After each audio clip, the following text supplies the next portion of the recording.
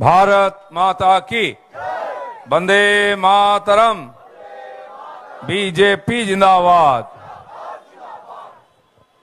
आज द्वितीयবার যে ধর্ণা শুরু হয়েছে আমাদের সেই মঞ্চে উপস্থিত সম্মাননীয় রাজ্য সভাপতি माननीय प्राक्तन राज्य सभापति राहुल दा तथा प्रदेशेर विभिन्न स्तरे समस्त नेतृवर्ग सामने उपस्थित सुधी नागरिकबृंद मीडिया पार्सन पुलिसेर बंधुगण तथा समाजेर समस्त स्तरेर मानुषगण सबाइके आमी आंतरिक शुभेच्छा जानाई एवं सबाई जेभावे निर्भीकभावे एई आरजी करेर जघन्य हत्याकांडेर प्रतिबाद करछेन तार जन्य अभिनंदन जानाई। बंधुगण जे जघन्य हत्याकांडेर विरोध शुरू हो गेछिलो अराजनैतिक भावे आज ता समाजेर सर्वस्तरे समस्त मानुषेर काछे पौंछेछे एवं कलकाता थेके ग्राम अब्दि सब जायगाय मानुष ताते सम्मिलित हयेछेन। भारतीय जनता पार्टी एकटी राजनीतिक पार्टी तथा राज्येर मुख्य विरोधी पार्टी हिसाबे तार दायित्व पालन करछे। তাই আমরা আমাদের রাজনৈতিক আন্দোলনকে এই জঘন্য ঘটনার অপরাধীদের সাজা দেওয়ার দাবিতে এগিয়ে নিয়ে যাচ্ছি। পরশু ছাত্র সমাজ যে বন্ধ ডেকেছিলেন, যে অভিযান ডেকেছিলেন নবান্ন অভিযান, তাদের সেই গণতান্ত্রিক শান্তিপূর্ণ আন্দোলনের উপরে পুলিশের যে অত্যাচার হয়েছে, তাদেরকে যেভাবে জেলে ঢুকানো হয়েছে, তার মুক্তির দাবিতে গতকাল আমাদের বন্ধ ছিল। সে বন্ধে সাধারণ মানুষের যথেষ্ট সহযোগিতা সাড়া ছিল। আমাদের কর্মীরা রাস্তায় বেরিয়েছিলেন, বন্ধের সমর্থনে মানুষকে আবেদন করেছেন, মানুষ সাড়া দিয়েছেন। কিন্তু সেই শান্তিপূর্ণ অবস্থান এবং বন্ধের বিরুদ্ধেও পুলিশি অত্যাচার আমরা দেখেছি, তাতে সরকারের মানসিকতা আমরা বুঝতে পেরেছি। তাই এই যে দাবি আছে আমাদের দোষীদের সাজা এবং সেই সাজা যাতে সুগম হয়, সে বিচার যাতে সুগম হয়, যেটা সারা সমাজ চাইছে, তার জন্য তার রাস্তায় যা বাধা আছে, প্রধান বাধা হচ্ছে আমাদের মুখ্যমন্ত্রী মমতা ব্যানার্জি, যিনি সাধারণ জনতা এবং সুবিচারের মাঝখানে দেওয়াল হয়ে দাঁড়িয়ে আছেন। আমরা দেখেছি এই দুর্ঘটনা, এই অঘটন ঘটার থেকে আজ পর্যন্ত যারা দোষী, যারা অপরাধী এই ঘটনার খুন ধর্ষণের, তাদেরকে বাঁচাবার জন্য মমতা ব্যানার্জির আকুতি যথেষ্ট। তাই দুজন বড় অফিসারকে দিয়ে, ওখানকার সুপার তথা প্রিন্সিপাল সন্দীপ ঘোষকে দিয়ে প্রথম মিথ্যা স্টেটমেন্ট দেন, তার পরিবারকে ভুল তথ্য দেন। তারপরে বিনীত গোয়েল সিপিকে দিয়েও একই কথা করেন। যারা শিক্ষিত মানুষ, যাদেরকে বিশ্বাস করে, সেই মানুষগুলোই বিভ্রান্ত করেছেন সাধারণ মানুষকে এবং সেই পীড়িতার পরিবারকে। কিন্তু জানা যাচ্ছে আস্তে আস্তে তারা নিজের বুদ্ধিতে করেননি, সেই সাহস তাদের নাই। পেছনে কোনো শক্ত হাত আছে, সেই একটাই হাত যেটা সব জায়গায় আমরা দেখতে পারি। দুর্নীতি থেকে হিংসা, ভোট লুট থেকে অত্যাচার, বিরোধীদের দমন, সেটা হচ্ছে মুখ্যমন্ত্রীর হাত। তাই সেই হাত যদি না ওঠে তাহলে কখনো এই অপরাধের সাজা পাবে না অপরাধীরা, কারণ তিনি তাদের আড়াল করেছেন। তাই তথ্য গোপন করা, সেই রুম ভেঙে দেওয়া, বাথরুম নষ্ট করে দেওয়া, যে শরীরের উপর অত্যাচার হয়েছে সেই ডেড বডিকে জ্বালিয়ে দেওয়া, এমনকি তার পরিবারকে পর্যন্ত ক্ষণিক দেখিয়ে হাত থেকে ছিনিয়ে নেওয়া হয়েছে। যত জায়গায় খুন ধর্ষণ হচ্ছে আমরা ডেড বডির ছবি দেখি, সোশ্যাল মিডিয়া এসে যায়, কিন্তু এই ডাক্তার মেয়েটির ছবি আমরা দেখিনি। কিন্তু ঘটনার বিবরণ, সম্ভাব্য যে ঘটনা ঘটেছিল তার বিবরণে সারা বাংলা, সারা সমাজ কেঁপে গেছে। তাই মানুষ রাস্তায় নেমেছে। তাই যারা সামাজিকভাবে অরাজনৈতিক আন্দোলন করছেন তাদের সঙ্গে আমরা আছি, কিন্তু রাজনৈতিক পার্টি হিসাবে রাজনৈতিক আন্দোলনে আমরা অবতীর্ণ হয়েছি এবং আমরা মুখ্যমন্ত্রীর পদত্যাগ দাবি করেছি, কারণ সমস্যাটা ওখানেই আটকে আছে। আর আপনারা জানেন এই ধরনের জঘন্য অপরাধ যার সঙ্গে সরকার যুক্ত হয়ে যায়, সেই অপরাধে যদি সমাধান করতে হয়, দোষীদের সাজা দিতে হয়, তাহলে কোন সংগঠনকে দায়িত্ব নিতে হয়। বিশ্বের মধ্যে যত আন্দোলন হয়েছে সফল, কোনো না কোনো সংগঠন ছিল, সাধারণ সমাজ এতে ক্ষুব্ধ, অসন্তুষ্ট। তারা বারবার সেটা জানিয়ে দিয়েছেন, রাস্তায় নেমেছেন, মোমবাতি মিছিল করেছেন, আবাল বৃদ্ধ বনিতা মহিলারা, সর্বস্তরের মানুষ বারবার এটা বুঝিয়ে দিয়েছেন তারা এর বিরুদ্ধে আছেন। কিন্তু তাদের একটা সীমা আছে, তারা পুলিশের বিরুদ্ধে লড়াই করতে পারেন না, তারা সরকারের বিরুদ্ধে বেশি এগোতে পারেন না, তারা পিছিয়ে যান। তাই সেই দায়িত্বটা আমরা নিয়েছি, এই অত্যাচারী পুলিশের বিরুদ্ধে লড়াই করা, এই স্বৈরাচারী সরকারের বিরুদ্ধে লড়াই করার দায়িত্ব আমরা নিয়েছি। তাই যেই রাজনৈতিক অরাজনৈতিক সম্মিলিত লড়াইতে এই সরকার পিছু হটতে আরম্ভ করেছে। যে মমতা ব্যানার্জি জাস্টিস বলে রাস্তায় নেমেছিলেন, আজ যারা জাস্টিস চাইছেন তাদের বিরুদ্ধে খড়গহস্ত হয়েছেন। ডার্বি ম্যাচ বন্ধ করে দেওয়ার জন্য ইস্ট বেঙ্গল মোহনবাগান মোহামেডানের সমর্থকরা রাস্তায় নেমেছিলেন, পুলিশ সেই ক্রীড়াপ্রেমীদের উপরে লাঠি চার্জ করেছে। ছাত্র সমাজ নবান্ন অভিযান করেছিল, তারপরে লাঠি চার্জ, কাঁদানে গ্যাস, ওয়াটার ক্যানন সব চলেছে। স্কুলের বাচ্চারা রাস্তা অবরোধ করেছে বৃষ্টির মধ্যে, স্কুলের হেডমাস্টার হেডমিস্ট্রেসদের শোকজ করা হয়েছে। যে ডাক্তাররা এই অন্যায়ের বিরুদ্ধে রাস্তায় নেমে মিছিল করেছিলেন তাদেরকে ট্রান্সফার করা হয়েছে বারবার। এবং জুনিয়র ডাক্তাররা যখন নেমেছিলেন তাদেরকে মমতা ব্যানার্জি ধমকি দিয়েছেন দেখে নেবেন বলে, কিন্তু কোনো কিছুতেই কাজ হয়নি। মানুষের স্রোত বেড়েছে, অসন্তোষ বেড়েছে, এ সর্বস্তরে আন্দোলন ছড়িয়ে গেছে। তাই মমতা ব্যানার্জি আজকে লোককে বিভ্রান্ত করার চেষ্টা করছেন। তার প্রিন্সিপাল এবং সিপি যে কাজটা করেছিলেন উনিও সেই মিথ্যার আশ্রয় নিয়েছেন। এখন বলছেন আমি ধমকি দিইনি, এই বলে কালকে আবার ধমকি দিয়েছেন। কেন্দ্র সরকার প্রধানমন্ত্রীর নাম করে ধমকি দিচ্ছেন, এখানকার মাননীয় রাজ্যপালের নাম করে ধমকি দিচ্ছেন, এবং এতদূর বলছেন বাংলাদেশের জামাত লিডারদের মতো ধমকি দিচ্ছেন। উনি নাকি দিল্লি ঘেরাও করবেন, বাংলায় আগুন জ্বালাবেন, ত্রিপুরা, আসাম, ঝাড়খণ্ড, উড়িষ্যা, দিল্লিতেও আগুন জ্বালিয়ে দেবেন।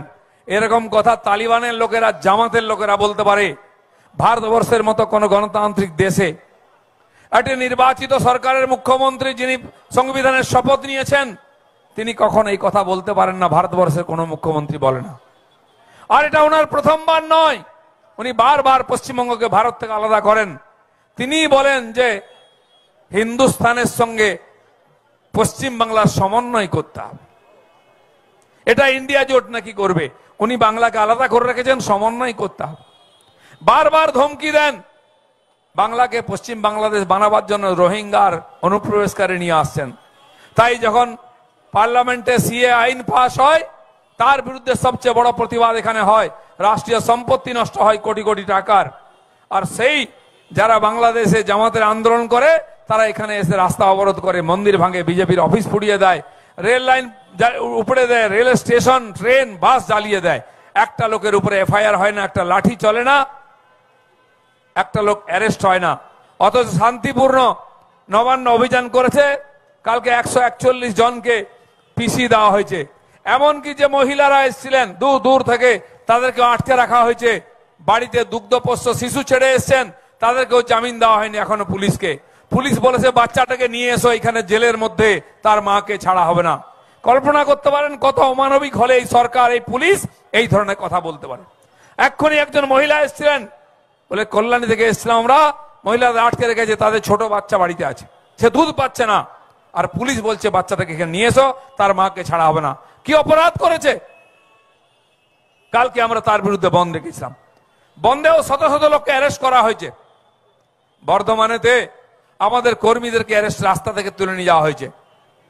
তাদেরকে কোথায় রাখা হয়েছে? লকআপে। কোন লকআপে? যেখানে ওই যে বর্ধমানের আদিবাসী মেয়েটিকে ধর্ষণ করে খুন করা হয়েছিল, তার গলা কাটা লাশ আমরা দেখেছিলাম ছবিতে। তার ধর্ষক সন্দেহে যে অ্যারেস্ট হয়েছে, সে যে লকআপে আছে, বিজেপির গণতান্ত্রিক আন্দোলন করেছেন যে নেতারা, কর্মীরা, তাদেরকেও সেই লকআপে তাদের সঙ্গে রাখা হয়েছে, ক্রিমিনালদের সঙ্গে। ঠিক এই পুলিশকে ঠিক। এরা ইচ্ছাকৃত করে নাকি এরা অকর্মণ্য অজ্ঞ আমরা জানি না। এই ধরনের কীর্তি এরা করছে, তাই মানুষের ক্ষোভ বাড়ছে ধীরে ধীরে। মমতা ব্যানার্জি প্রথম বললেন ফাস্ট ট্র্যাক কোর্ট চাই, রাতারাতি আইন চাই, বললেন দুদিনের মধ্যে ফাঁসি চাই। অথচ এই ঘটনা ঘটার পরে 4 দিন 5 দিন এই কেস এই পুলিশের হাতে ছিল। কি করেছে পুলিশ? একটা এফআইআর পর্যন্ত করেনি। ওই প্রিন্সিপাল এফআইআর করেনি, তার বাড়িকে ভুল তথ্য দিয়েছে। ওই বিনীত গোয়েল যিনি ভুল তথ্য দিয়েছেন সুসাইড বলে, তিনি একটা এফআইআর করেননি, পুলিশ হিসাবে করানো উচিত ছিল, করেননি। আর সেই মমতা ব্যানার্জির পুলিশ কি করেছে? একটা মাতালকে ধরে নিয়ে গেছে, সে আদৌ দোষী কিনা কেউ জানেনি, প্রমাণ হয়নি, দিয়ে সমস্ত দোষীদেরকে পেছনের যারা বড় বড় হাত, নিজের হাত, তাদের বাঁচাবার চেষ্টা করেছেন, তার বেশি করেননি। তিনি আজকে সিবিআই কে বলছেন দুদিনে ফাঁসি দাও। আরে ফাঁসি দেওয়ার থাকলে তো আপনি দিয়ে দিতেন। তার ভাইপো তিনি বলছেন এনকাউন্টার করতে হবে। আচ্ছা, উত্তরপ্রদেশে যোগী মহারাজ যখন দুষ্কৃতকারীদের রাস্তায় এনকাউন্টার করছিলেন, যখন বুলডোজার দিয়ে ধর্ষকদের বাড়ি ভেঙে দিচ্ছিলেন, এরা কি বলছে? আমরা এই ধরনের স্বৈরাচারী শাসন চাই না, আমরা এনকাউন্টার চাই না, আমরা গণতান্ত্রিক চাই, আমরা কোর্টের উপরে বিশ্বাস করি। আর আজকে ঠেলায় পড়লে বিড়াল গাছে ওঠে, খেজুর গাছে উঠে পড়েছেন। কি বলছেন? এনকাউন্টার চাই, ফাঁসি চাই। কেন এনকাউন্টার? সঞ্জয়ের মুখটা বন্ধ করে দিলে আপনাদের চামচা বেলচা চটি চাটা নেতারা বেঁচে যাবে, সেই অফিসাররা বেঁচে যাবে। তাই আজকে এনকাউন্টার বলছেন, ঠেলায় পড়ে। আরে আপনি ফাঁসি চাইছেন, ফাস্ট ট্র্যাক কোর্ট চাইছেন। তারপরের দিন কেন্দ্র সরকার জানিয়ে দিয়েছে 2019 সালে কেন্দ্র সরকারের মাননীয় মন্ত্রী অন্নপূর্ণা দেবী মমতা ব্যানার্জিকে চিঠি লিখেছিলেন যে 123টা ফাস্ট ট্র্যাক কোর্ট আমরা পশ্চিমবাংলায় করতে চাই, আপনার সহযোগিতা চাই। সহযোগিতা মানে কেন্দ্র 60% পয়সা দেবে, রাজ্য 40% পয়সা দেবে, তারপরে কোর্ট হবে। বাকি দায়িত্ব জাজ থেকে আরম্ভ করে কেন্দ্র দেবে, সব চালানোর খরচা দেবে। হ্যাঁ কি না বলার জন্য 19 থেকে 23 4 বছর সময় লেগেছে মমতা ব্যানার্জির। উনি কোর্ট চান কি না, আর উনি 10 বছর থেকে বলে আসছেন ফাস্ট ট্র্যাক কোর্ট চাই। তাই কেন্দ্র সরকার তাকে সাজেশন দিয়েছিল, অফার দিয়েছিল। উনি 4 বছর কাটিয়ে দিয়ে বললেন কি এত নয়, কম চাই। তারপরে গত বছর জুন মাসে 17টা মাত্র কোর্টের কথা কেন্দ্র বলে, তার মধ্যেও 6টিতে মাত্র হ্যাঁ করেছেন, চালু হয়নি। 6টা মাত্র 17-এর মধ্যে, এখনো 11টা হ্যাঁ বলেননি। আর ইনি মিথ্যা তথ্য দিয়ে আমাদের বোকা বানাচ্ছিলেন যে এই তথ্য এসে গেছে, ফাস্ট ট্র্যাক কোর্টের কথা ভুলে গেছেন। এখন কি বলছেন? আলাদা আইন চাই ফাঁসির জন্য, নাহলে কি উনি আইন করে দেবেন, যেন সংবিধানটা উনি চালান। উনার আইনে কোর্ট বিচার করবে না, পার্লামেন্টে যদি আইন হয় বিচার হবে। সে আইন হয়েছে ভারতীয় ন্যায় সংহিতা, ভারতীয় সাক্ষ্য আইন। 3টি আইন কেন্দ্র সরকার করেছে, ক্রিমিনাল কোর্টকে চেঞ্জ করেছে, আইপিসি কে, এবং পার্লামেন্টে আইন পাস হয়েছে। দুঃখের বিষয় আপনাকে বলছি, এই আইন পাস হওয়ার 4 বছর থেকে খসড়া ওয়েবসাইটে দেওয়া ছিল পাবলিক ডোমেনে। হোম যে স্ট্যান্ডিং কমিটি আছে হোম অ্যাফেয়ার্সের, সেই কমিটির মেম্বার আমিও ছিলাম গত পার্লামেন্টে, এবং যতগুলি মিটিং হয়েছে এই আইনের খসড়া হিসাবে, ভারতবর্ষের যত আইনজ্ঞ, সে ল কলেজের প্রিন্সিপাল হন, এক্স জজ হন, সুপ্রিম কোর্টের বড় বড় উকিল হন, বা যারা যারা উকিল আইন জানা মানুষ, প্রত্যেককে ডাকা হয়েছে। তারা ঘন্টার পর ঘন্টা ডেমো দিয়েছেন। এক একদিন 6 ঘন্টা 4 ঘন্টা এই মিটিং চলেছে, দিনের পর দিন, মাসের পর মাস চলেছে। আমাদের হোম কমিটি সেটা করেছে, এবং তার আগে প্রত্যেকটি রাজ্য সরকারের কাছে কেন্দ্র চিঠি লিখেছিল যে এই আইনের খসড়া আছে, এ ব্যাপারে আপনাদের কোনো সাজেশন থাকলে পাঠান। চিফ সেক্রেটারির কাছে চিঠি এসেছিল। পশ্চিমবঙ্গের সরকার কোনো সাজেশন পাঠায়নি, এটা আমি দায়িত্ব নিয়ে বলছি, কারণ আমি প্রত্যেকটি মিটিং এ ছিলাম, ওই কমিটিতে ছিলাম। তখন ফাঁসির কথা মমতা ব্যানার্জি বলেননি, তখন বলেননি সাজা তাড়াতাড়ি হোক। আপনারা জানেন দিল্লিতে যে নির্ভয়া কাণ্ড হয়েছিল, সিবিআই ইনকোয়ারি হয়েছিল, ওখানকার সরকারের কোনো দোষ ছিল না। তারা চাপা দেওয়ার বা কাউকে বাঁচাবার চেষ্টা করেননি। শিলা দীক্ষিত, তারপর তাকে পদত্যাগ করতে হয়েছিল, সরকার চলে গেছিল। সেখানে 7 বছর লেগেছিল সিবিআই এর সমস্ত তথ্য প্রমাণ সহ ফাঁসি দিতে। ফাঁসি হয়েছিল। তারপরেও লোকে বলেছেন যে 7 বছর অনেক সময়, আরো তাড়াতাড়ি হোক। তাই যে এমএনএস, বিএনএস, ভারতীয় ন্যায় সংহিতা, তার মধ্যে এই ধরনের জঘন্য অপরাধের সাজা আছে। 45 দিনের মধ্যে পুলিশকে চার্জশিট দিতে হবে, বা যে সিবিআই তদন্ত করছে চার্জশিট 45 দিনে দিতে হবে। আর সেই চার্জশিটের উপরে 3 বছরের মধ্যে জাজমেন্ট দিতে হবে। বিচার পুরো করে দোষীকে সাজা দিতে হবে, না হলে মুক্তি দিতে হবে। এই আইন হয়েছে, তার মধ্যেও ফাঁসির অর্ডার আছে। তখন কেন মমতা ব্যানার্জি বলেননি যে ফাঁসি হোক, আরো তাড়াতাড়ি হোক? কারণ আপনি আসলে চানই না পশ্চিমবাংলায় কোনো অপরাধী সাজা পাক। কারণ তারা সব আপনার আঁচলের তলায়, আপনার মামাটি মানুষের ঝান্ডার তলায় আছে। তারাই আপনার কাটমানি এনে দেয়, তারা গরু, কয়লা, বালি, পাথরের পয়সা তুলে দেয়, এরাই ভোট করায়, এরাই পঞ্চায়েতের টাকা মারে, এরাই 100 দিনের কাজের টাকা লুট করে দেয়, এরাই শৌচালয়ের টাকা লুট করে দেয়, এরাই আবাস যোজনার 20,000 টাকা নিয়ে এসে আপনাকে দেয়। আর এখন যে লক্ষ্মী ভান্ডার হয়েছে, সেই প্রতি মাসে 1000 টাকার থেকে 300 টাকা কাটমানি নিয়ে আপনাকেই ফেরত দেয়। এরাই যে ক্লাবকে আপনি পয়সা দেন, সেই ক্লাবের কাছ থেকে কাটমানি নিয়ে এসে আপনাকে ফেরত দেয়। সেই জন্য দিদিমণি, আমরা জানি আপনি কোনোদিন এদের গায়ে হাত দেবেন না, এরা আপনার সম্পদ। তাই আপনি বিল্ডিং ভেঙে দেন, তাই আপনি ধুয়ে ফেলেন, লোক ঢুকিয়ে দিয়ে সমস্ত এভিডেন্স নষ্ট করে দেন। একদিনে ফাঁসি হোক, 1 মাসে হোক, আর 1 বছরে হোক, ফাঁসি দিতে গেলে তথ্য লাগে, এভিডেন্স লাগে। আপনি একদিকে ঝাড়ু ধরে গিয়ে সমস্ত তথ্য প্রমাণ লোপাট করে দেবেন, আর একদিকে ডায়াস দাঁড়িয়ে বলবেন ফাঁসি চাই। আপনার এই ড্রামা নাটক অনেকদিন আমরা দেখেছি, এখানকার সাধারণ মানুষ দেখেছে। তাই আপনার কথায় কেউ বিশ্বাস করছে না, আপনার আন্দোলনে কেউ বিশ্বাস করছে না। তাই আপনি বলার পরেও দেখুন লম্বা লম্বা মিছিল হচ্ছে, সপ্তাহ ধরে ধর্ণা হচ্ছে, আর আপনি ধর্ণা করতে দিতে চান না, আপনি মিছিল করতে দিতে চান না। তাই আমাদেরকে কোর্টে যেতে হচ্ছে, অন্য দল সংস্থাকেও কোর্টে যেতে হচ্ছে একটা মিছিল করার জন্য, ধর্ণা করার জন্য। গতবার 5 দিন ধরে আমরা ধর্ণা দিয়েছি। আবার আজকে আমাদের মাননীয় রাজ্য সভাপতির নেতৃত্বে 7 দিনের ধর্ণা শুরু করেছি, সেটাও আদালতের অনুমতি নিয়ে। তাই মানুষের যে দাবি, মানুষের যে মনের ইচ্ছা, সেটা পূর্ণ হবে। তার জন্য আমরা লড়াই করছি। এটা তখনই সম্ভব হবে যদি সিবিআই এভিডেন্স জোগাড় করে দেয়, আর সেটা তখনই সম্ভব হবে যদি মমতা ব্যানার্জি ক্ষমতা থেকে সরেন। আমরা জানি তিনি পদত্যাগ করবেন না।